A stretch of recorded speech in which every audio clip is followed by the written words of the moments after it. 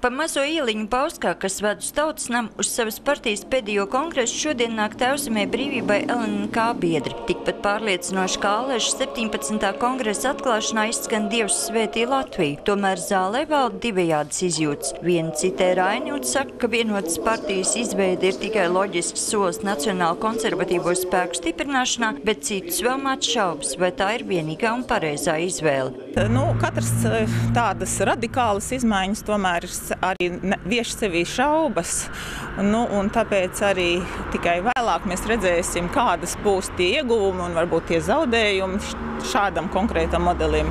Partijas vadība tikmēr jau kaldina vēlēšanu reitingus un uzsver, ka apvienošanās ar visu Latvijai vienalga būtu notikusi. Tikai iespējamās ārkārtas vēlēšanas šo procesu pātrinājušas. Baižas par iespējamās nākamās valdības darbu radot topošās valdes Atlera partijas nostāju. Ar neskaidru orientāciju starp konservatīvām vērtībām, starp sociāldemokrātiskām vērtībām, liberālām vērtībām parāda pieeja, ka es esmu centrs un es varu iekļauties jebkurā koalīcijā, jebkurā centrā, kas, manuprāt, ir ļoti slikta ziņa sabiedrībai.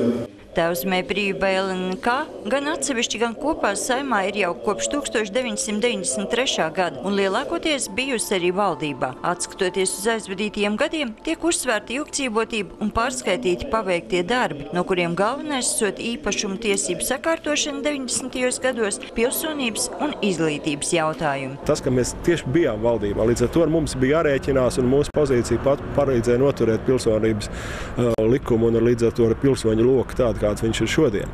Un arī noteikti valodas jautājumos, latviešu valodas jautājumos, ja mūs nebūtu, tad tā izglītības sistēma izskatītos stipri savādāk nekā viņi ir tagad, un latviešu valodas lietošana būtu vēl mazākā līmenī nekā viņi ir tagad. Par Tēvzemē brīvībai LNK reorganizāciju un apvienošanos ar visu Latvijai nobalsoja 84 no 90 klātesošiem kongresa delegātiem. Jaunās partijas, kuras nosaukums pagaidām paliks Nacionālā apvienība visu Latvijai Tēvzemē un brīvībai LNK, dibināšanas kongress notiks 23. jūlijā. Sandra Leitāna, Andris Pāns, TV Spektrs.